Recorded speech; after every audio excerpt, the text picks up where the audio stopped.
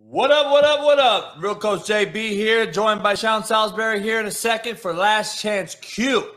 This is the second install edition of Last Chance Q. Our first install was the other day. We have some clips to show and share, and this wanted to bring this show to you by betonline.ag. Head on over to betonline.ag. Use the promo code Coach JB. Without further ado, we're going to introduce our great co-host, Sean Salisbury. Appreciate you, Sean. Appreciate you coming in. Good to be here. Oh, Sean, I'm excited as we keep building this thing. As you know, as I know, we love quotes of the day. I got to give a great one for today because we're going to be talking about it. Effort requires zero talent. Do you agree? Absolutely. And I can tell you this, I ain't coaching effort, brother. So you are 100% correct. No question. We got to coach effort, brother. We're in the wrong profession. If I got to coach effort, I'm quitting, and so are they. 2 weeks off and done, man. I ain't coaching somebody to be great. They want to be great. Effort comes with it. It's a great point. It blows my mind, Sean, when I ask these questions, I go around speaking to kids, and the first thing I do, Sean, when I introduce, and this is something maybe you could even add into your repertoire. And I'm only learning from you much more than you'll learn from me. I'm going to say like this. Raise your hand, guys, if you love football. And every single Jimmy and Joe out there raises their hand, correct? Yep. Love football. Then why the hell did you miss class the last 2 days? Then why the hell can't you finish through the line? Then why the hell are you bullshitting in practice? Why the hell? Like, it just, you'll see jaws drop. And it's crazy to me when I ask that question and I'm looking at your grades. I'm looking at you in the community. I'm looking at you in class, on your phone, sagging. You know what I mean? I'm just like, you don't love football, man. You just want to wear the jersey for the girl. I was going to say, some love football because they love football. Others want to be a celebrity. Hell, and that doesn't stop. There's NFL guys that have eliminated themselves that have been high draft picked that like the celebrity life more than they do the passion of football. And I'll damn well tell you in this sport, if you're faint of heart, you might as well take your ass home and start and find another sport that you don't require a lot of effort. Now, I'm not sure which one that is going to make you any good, but I can damn well tell you, if you love it, you better live it, drink it, eat it, smoke it, and then every now and again wake up with it laying next to you. I'm talking about football, not your side girl or whatever it is. Right? Married to the game, right there, right, brother. That's exactly right. Hey, it's interesting, man. I don't even know how to word it. It's very interesting. As we move on to our poll question, you know, I wanted to ask you this. I thought it would be an interesting poll question. Is football coaching football? Is coaching football a matter of life or death? And that is the poll question. And everyone's going to say, what do you mean? Andy Reid's son, you know, he's had a couple issues with kids. I asked this question. His son just got sentenced to 3 years in jail for last year Super Bowl debacle. Ran it over. Unfortunate. Hope those people are okay. I know one of the kids has brain damage or what have you. Unfortunate deal. But like, Sean, we put so much effort and time into this profession as coaches, and we're away from our kids. We're away from our wives. We're away from our family if we have them. Does that take? Is it a life or death deal? Because he's had a few kids, and I wonder, is football consumed him so badly, so much that his kids, his wife, his family are yearning out for attention, and they do these things? I just want to know, why are so many people well off, or who we think are well off in the public eye, making a lot of money and all this? Their kids just seem to can't get out of their own way. And it seems like, man, figure it out. I just don't know. But we never know what's really happening. I don't think money tells the whole story. And I don't care if you're rich, poor, or whatever. But does coaching consume you to such a degree that your kids suffer and do things that we're seeing at an all-time high? Yeah, you know, Coach, listen, it is the business is, there's sacrifice to be made. And we see like athletes and celebrities and coaches because they're in the public eye, so we hear more about it. I imagine it goes on. You know, it happens in everyday life for kids. It seems more pronounced because they're celebrities and we hear about them. You know, we don't hear about the doctor who's at work and is spending 15 hours a day, and that his kid doesn't see his dad but once every 2 days or 3 days, and so it's tough. Or you don't see mom because she's running 2 businesses and is divorced and got to raise 4 kids on her own. But those kids sometimes are meth heads, coke heads. That's right. That's right. That's right. So I've known Andy for about 30 plus years, and you're right. And this is just this incident because it's the most recent thing that happened. And Andy Reid's one of the finest human beings I've ever met. California guy. He is one of the finest people I've ever friggin' met in my life. And I love Andy Reid. Agree. And I think that what happens is in this, and I think it goes the case, and I've been to both where coaches are sleeping in the facility, and you're like, damn, go home and get some rest with your family. And I've seen the other coaches, like John Cooper used to do it, the former Ohio State, Arizona State coach, where he'd shut his guys' lights off and make them go home for dinner, and at 9 o'clock, go. And there is a point of diminishing returns at 2 a.m. where you're watching tape and falling asleep. You're not doing anybody a fucking bit of good, including your family. And when you get home and have just a simple dinner with your kids and family, it matters. But to answer your question, like I said, I feel horrible for Andy because the unfortunate incident with his most recent, with the son going to jail and the past with his son. What happens is, I think part of being great in anything, Coach, and you know this, and it sucks. There are sacrifices. Well, Brady's going through it now. Yes. You heard him on talking about I'm sacrificing my family for this. I mean, family. We've all listen. There's been times in all of our lives like, damn, I owe my family more than that. I can't. And we get so close. You want to earn a living and be great at something. Tiger Woods. You tell me. I'm not saying about his family, but great ones. Think about the time he's put in. I actually believe the greatest athletes in the world at times are selfish or the best at their job. And I mean that affectionately because they're so single-minded on hitting. I mean, who the hell hits golf balls out of a bunker for 8 hours but the greatest in the world, Tiger Woods, or the guy Scotty Scheffler, and those guys want to be great. So it can't. There's not enough hours in the day to be able to do it. Now, the great is the man who can play 4 hours. Bruce Litsky, God rest his soul, not practice 3 months and still go win 2 or 3 tournaments a year, love his car collection, be around his family, and love it. Okay? So I think we crave both. We all love adulation. We all love getting paid. I think also, and I'll know in my life, I think I take for granted and have in the past family, mom and dad, kids, and I try not to. I mean, I'm dedicated to it, or an ex-wife, but when married to them, that you think, well, they understand. They understand, and we give more of our time to the people outside our relationship that don't matter, that we'll never see again. That doesn't mean you're mean to them. And we'll devote ourselves to that. It's like, oh, yeah, you guys understand, right? Well, kind of, but not really. That's what we do. Because in the end, the game's somebody else is going to be coaching it, and you hope nobody else is raising your kids, right? So no doubt. I don't know the answer. I know this, though. The best I've ever seen. Now, we always talk about balance in life and in our careers. It's hard to do. It's hard to do because you always feel like if you're not, it's almost obsessive compulsive. Well, I got to do another hour more. And so you learn to work smarter as opposed to work harder and longer, because most of the good ones I know work hard and long anyway. So, yeah, and we ask our family to take a back seat, yet we're earning a living so we can go on vacation with our family, or so you can get a pat on the back. So some of us do it. I'll do it because I love it. You like getting paid for it, but I do it for free because I love it. You and I love talk football, yet I don't want my kids or anybody. And I'm growing up, I'm sure at times with TV and traveling, I know for a fact you go into a restaurant, somebody wants to talk because you were on SportsCenter. It's like, Dad, can we just have your time? And you don't want to be rude to the fan, but you got your kids' priority because you think your kids are supposed to understand, yet they should have to understand. You're their dad, right, or their mother. So and unfortunately, I do think that we all crave attention from our loved ones. We just do, whether you're 10 or 70, and I was fortunate to have great family. I got great kids, but I know damn well for my career, I've put that aside a few times. So I got to get better at that too. But God bless Andy Reid and his family. It's unfortunate. And those that have been affected by it. And we had another unfortunate mishap.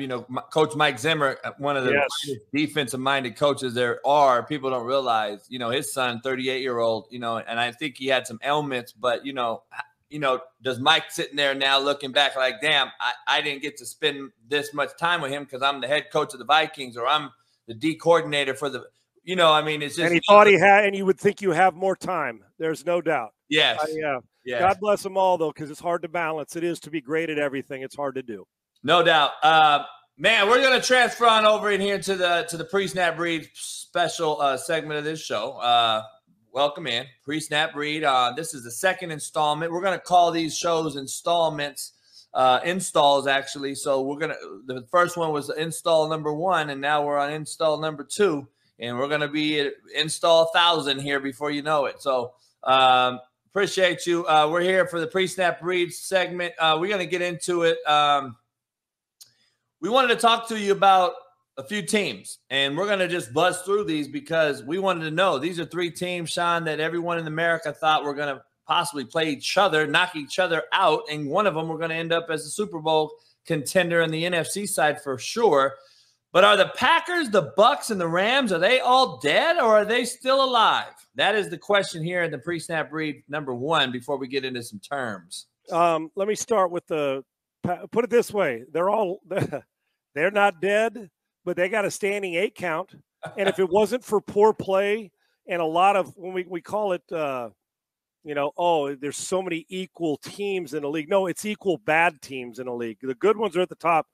But you're looking at the reason why they're not dead, Coach, I'll tell you, is one, because the 3 quarterbacks and Stafford and Rodgers and Brady, I've seen enough body of work for them to tell me that they can get a team going 4 or 5 weeks in a row. Here's real quick for me. Bucs look a little slow offensively. Injuries have decimated them. And I don't see a lot of joy in what I see, the confidence in that they're going to come back. And yet Brady leads the league in passing yards. I think they look a step behind on offense. Their defense will get them there. They're going to win the division by default, because that's not a good division. With the Packers, Aaron Rodgers looks as frustrated as ever. I always feel like he's the cat that swallowed the canary, that he's smirking up, that he always knows that he's going to get you. I see a different look with them, and I just don't think they're that good. I don't. I think they're perimeter people. They didn't get him more weapons. I don't think they're that good on the perimeter, so I don't think they can overcome. I don't have them making the playoffs now. I think there's going to be too much to overcome. And with the Rams lack of physicality up front on the offensive line concerns me. They'll finesse you to death, but if finesse ain't working, they're not that big a threat. I would say the Bucs are still alive because the division. The Rams stop you for a second, Sean. Let me stop. And Packers struggling, man. What do you think about when you hear Tom Brady, come out with and say that football is bad like he does here? I watch a lot of bad football, poor quality of football. That's what I see. Tom, obviously you don't want to poor quality of football. He's right. That's coming from the GOAT. He's seen it all, and he's played great football, and he knows what shitty football looks like. And he's not just seen it there; he's seen it all over the league. I agree. I agree with you. The Rams. We're going to get into Matthew Stafford later on. The Rams just look like they are. I had Michael Lombardi on my show. You know, his 2 kids are coordinators. He's been around football 40 years. GM. I'm sure you know him. Oh well. Yeah, great dude. He came on and was like, I don't know if the Rams are really loaded. I think they're a facade. I think they're front loaded. And after that, the Rams are a bad roster because they put all their chips in the pot last year, as we both stated last show. And they won a Super Bowl, though. They got it done, right? Snead got it done. They figured it out. Hey, it is what it is. You can say what you want now, but they got a bowl that I'll trade a ring for 2 bad seasons. Won't you? Yeah. I mean, if that's the way it comes down, if I got to sacrifice a season because I went and got a ring, I'll take that shit any day of the week. And so are we just seeing that team, age another year? They lose Von Miller. They lose a couple guys. OBJ seems to be a very impactful guy that they lose. I don't think they're doing the same things they did, though. I got to be honest. I see Stafford in the pocket a little more than I see him on the edge. I would like to see him on the edge a little more. And I'm seeing more Jared Goff offense from 2-3 years ago than I am Stafford in last year's offense when we ran a little more misdirection, boot naked, some waggles, get them on the run, some turn back pass protection, sprint them out, get them on the edge because their O-line's so banged up, Sean. You can't ask anybody to sit back there and just wait it out with the teams that are in the NFL, because me and my boy Matt McChesney just spoke about this. Defensive lines are superior to O-line play right now in the NFL. and it ain't close. And we got to figure out ways to get him on the edge.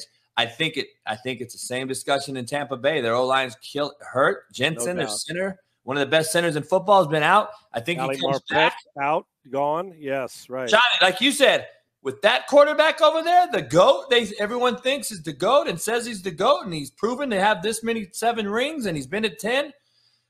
I can't count him out if their center comes back and their O-line comes back and he's healthy. They got the guys on the edge. Yep, they do. You're exactly right. And you know what's interesting, too, about what you say, going back to the Rams, I've always believed, and maybe I'm wrong, and I know you can't max protect zone on a regular basis and run 2-man routes, but if you're lacking physicality in the run game, turnback protection was always, and we'll get into that as we go through this show in the weeks to come, but turnback always kind of helps out on that play action you're talking about. And you know, make, as long as you're big on big and you're not turning a back free to block a defensive end that outweighs him by 60 pounds. Right. But turning that protection back was always a way to ensure that you may have a little bit more time to let it go. And I like to see more of that, because that team needs some help up front, and they're no longer a threat to dominate you in the run game. They just aren't. And so if they're not killing you throwing it, they're not killing you, and they're dying themselves. I would agree, but I don't count out anybody who's got 3 Hall of Fame quarterbacks, but it looks different to me this year than it has in the past for all 3. They're football teams. John, this is probably a conversation me and you can have for the whole entire show today. Oh, yeah. I'm going to be honest.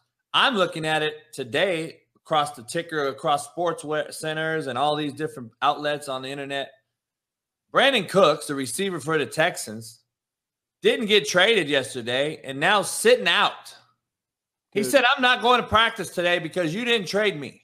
You just signed a contract in April to re-up. Like, I see this as being a problem more than I see a bad center in some places and a bad O-line and a bad deal. And you made me think the Rams have a similar situation in Cam Akers. He refuses to practice and tells the head coach, Sean McVay, you don't know what the hell you're doing. Really? Yeah. I just won a Super Bowl and been to 2, and I don't know what I'm doing, and you're 22 years old, punk-ass kid in my estimation, and you're telling this guy what you will and will not do. That's like the kid, Sean, we just talked about, telling the mother what you will and will not eat for dinner. We didn't have that option.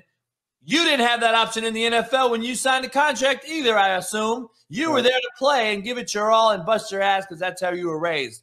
Do you see that being an issue today with teams across the landscape, and wonder why these 3 teams are hurting? Because they have some shitbirds, I call them, cantered about, sprinkled about the roster. Let me tell you something, man. You and I both. I'll take a player's side most of the time. As a player, I know what they go through, and I love them, and I'll defend them. But I'll tell you a few things I won't defend. Fuck player empowerment.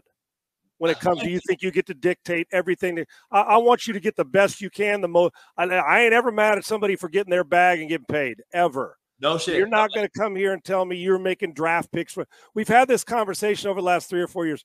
You signed a contract. I'll fucking tell you when you're playing if I'm the coach and when I'm trading you. You want traded? Good. If I don't get the value I want, get your ass back to the building or don't get paid and stay your ass home. They're hiring a bunch of other places. Well, that's not the reality, Sean. It is in my book. Take it to the Astros. Jim Crane, they're in the World Series again. Yeah. And Jim Crane decided, well, I'm not paying. And Carlos Correa, everybody loves him, wanted a 10-year, $350 million. And in free agency said, well, I want a 1-year opt-out to where I could sign with you guys, but use you for a stair step to go and give me a $350 million. Fuck that 1-year opt-out shit. No. No. And Jim Crane, like, we love you. Go play in Minnesota. Well, what's Minnesota doing this year? Watching the postseason while a rookie shortstop's in. I love Carlos Correa. My point is, I'm Jim Crane. Said, you're not getting a 1-year opt-out to use me as your stepping stone to go get $400 million from somewhere else. Go get your bag. I'm all for it. We're going to be fine without you. In these 2 cases, and we're here now, they got a game tonight, Coach, the Texans do. They're getting their ass kicked and handed to them on a regular basis. Cooks is supposed to be their best player. And here's the irony of this. This guy has always been a pro.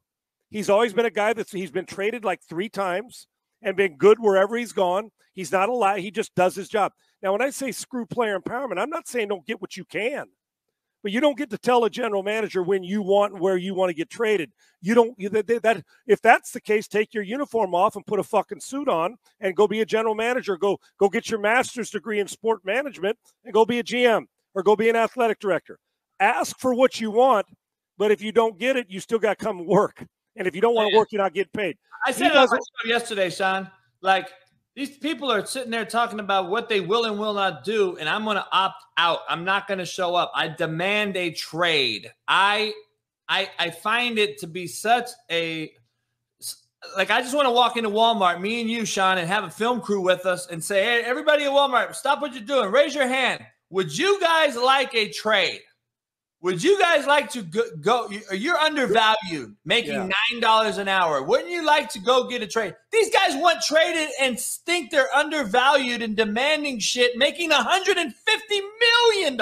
Yeah. Do I have a problem with Brandon Cooks wanting to go win? Absolutely not. No. Do I have a problem with Brandon Cooks or Cam Akers being frustrated that they're not their role at one with the Rams and that Brandon Cooks wants to go on a team at this stage of his career and win a championship? Hell no. That tells me, the guys want to win. I get it. But here's where it stops for me. We got a game against the Eagles. We don't have many playmakers other than Pierce. I need Brandon Cooks.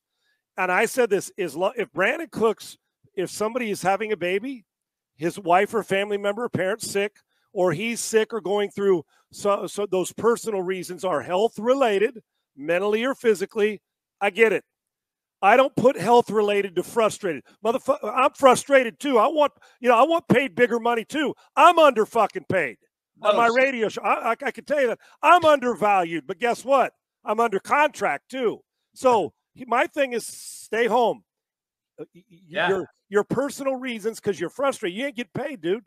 That paycheck's going right to the team party. Secondly is I always take into account, don't you have teammates that are relying on you on a Thursday night football game? Oh, your frustration, you can be frustrated before and after. I'm asking for 3 hours, come and get your paycheck and play your ass off because that right tackle and that running back needs you. The quarterback, we need you. If Brandon Cooks was horse shit, we wouldn't care. Dude, take it. They just cut you. He's not horse shit. He's a good player. And by all accounts, a good guy. This bothers me because I think it is a cowardice bitch slap to the face of your teammates because you're frustrated you didn't get traded. I think Brandon Cooks is a hell of a player. Guess who he's not? Devontae Adams, Cooper Kupp, Jefferson, Chase. I get the frustration. Dude, you didn't get traded. What do you want me to tell you? I'll see you when the season's over. To me, it's selfish. Well, he's got to look out for number one. Not while he's under contract, he doesn't. When you're under contract, you look out for everybody. That's called being a teammate. I'm shocked that he's doing this. This is such a discussion that we could dive into for 16 hours because it's just like it blows my mind that now you've done it to get the trade because now they have to trade you because now back in our day anyway, if you walk back in that locker room, we'd have beat the fuck out of you. Yeah. Because you just left us hanging. Nowadays, though, they're on Twitter and they're defending this kid. Yeah. Oh, homie, you'll be all right, man. You my dog. I'm like, what?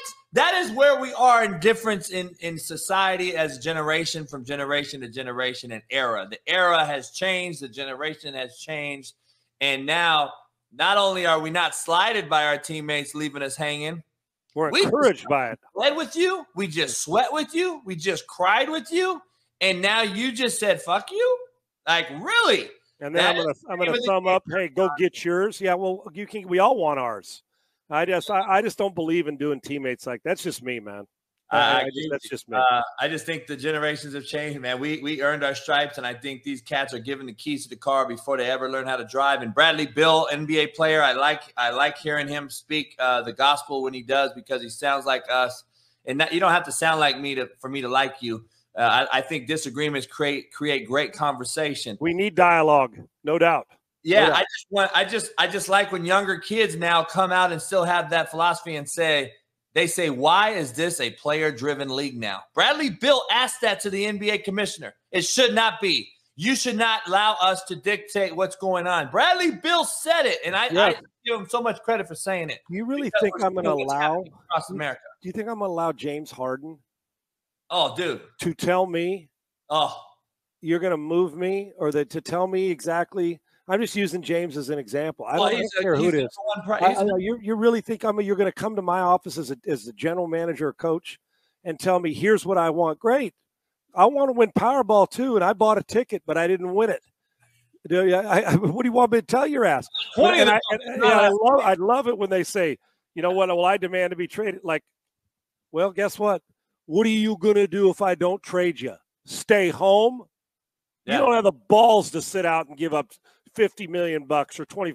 Well, this guy did. Yeah. How many cases of those are? They'll always eventually show back up. And it is player driven. I love listen, I want to be here. I want to hear players that think outside the box, outside their sport. If they want to talk politics, they should. They're human. If they want to talk cooking, or if they want, I don't care. Listen, I'm listening. If I can learn something from you, I'm listening. I don't want you to that's like you telling me just shut up and talk broadcasting, or hell no. I know baseball as much as I know football, so screw you. I'm talking baseball just because I didn't play it as a pro. Save it. And it's the same thing with this. I want to hear from them all. But just because I empower you as a player and your voice to be heard, your ass doesn't get to tell me that Steve Nash is going to get fired because I want him fired. You don't get to tell me that. I'm the general manager. Okay, that's fucking unbelievable. Save it. Now you're gonna hire a guy. Now they're hiring a guy who just did we don't know what, God knows what at Boston. They're gonna hire him. This has to be the worst organization in sports right now, and it looks like just an absolute shit show in Brooklyn Nets, man. And with two great players on their roster too, that I don't know if it's crazy, but player empowerment's great. Yeah, players don't get to dictate the way. If you want traded, cool, man, that's great. So yeah. Yeah, and if my aunt had balls, she'd be my uncle. Save it. Okay, fucking right, man. Fucking right. Moving on to the football term. We're still in pre-snap read. We get long-winded, fellas. You people out there, men and women alike. This is what makes it so different and great. We'll shorten some other segment, right? Yeah. We want to get into football terms. We wanted to bring that out in the pre-snap read. We're going to buzz through these because we're running behind on this. We're going to move to 1st and 10 after this. But football terms, Sean, is huge. I've used terms that are here in the ticker here. I've used terms for a long time. You've used terms for a long time. These I want to make sure you're clear. These are abbreviated terms that we use to eliminate language, verbiage, what have you. And we're going to later get into buzzwords, which we're going to explain to those buzzwords and buzz terms. These are actually football terms that we use amongst coaches, amongst players, amongst administrators when we're talking about evaluating or recruiting. When a Division I guy walks in and he's like, Coach, how is this FBI? And most cats that are in layman's terms don't know what that means. They're like, well, fucking Federal Bureau of Investigation? No. Football intelligence, Coach. Sean, what do you think about Aaron Rodgers, FBI? Sean will go in and say, Coach, he understands pre- and post-snap read. He understands protection. He sets the front. He understands ID in the mic. He understands 2 off an edge, 1+ protections. We know when the rotation's happening, who our side is, who's our hot, blah, blah, blah. And, okay, cool. And then does he understand LOS? And LOS, for everyone out there, that's line of scrimmage. So it's real simple, right? And then, Coach, Sean, does he understand the emo on the LOS? Well, that's the end man on the line. Right. The end man on the line of the LOS. And then, Coach, who's the NDL on the LOS? Well, the down lineman, the nearest down lineman on the line of scrimmage. That's what we're saying. And then Sean gets into the perimeter now, and now he's talking about MDM. Go ahead, Coach. Sean, you want MDM, point of attack, and MOR? Right, and when you're back to FBI, some people call it, we call it FBI. It's easy to describe in the acronym. You get it. Football IQ, it's just much easier to describe, and the best way to describe FBI for a quarterback is, do you know all 22's assignment every snap? That's when I can put a blanket over it so the guy has a clue on everything. Some of the things that happen on the perimeter, we got point of attack, Coach. The POA, point of attack. Point of attack, you know, where we're attacking, where we want to go. POA, when somebody goes, what's POA?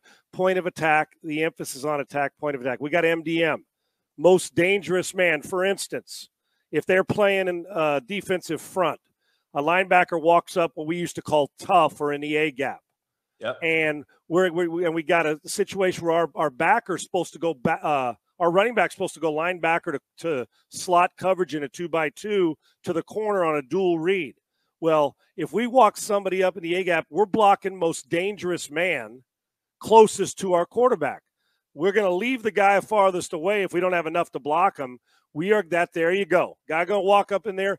You got MDM, point him in, and even if you have to move up closer to the line of scrimmage to prevent him from getting my quarterback, we'll walk your ass up 2 yards off the center and put you there. Most dangerous man means closest guy to create a problem from a quarterback standpoint to create a conflict for us. You got MDM, dude. Who's the most dangerous man? Sean, and just talk about that point. I drew up 2 different possibilities here because MDM handles for the slot as well. That's exactly right. Here, we were going to run a screen.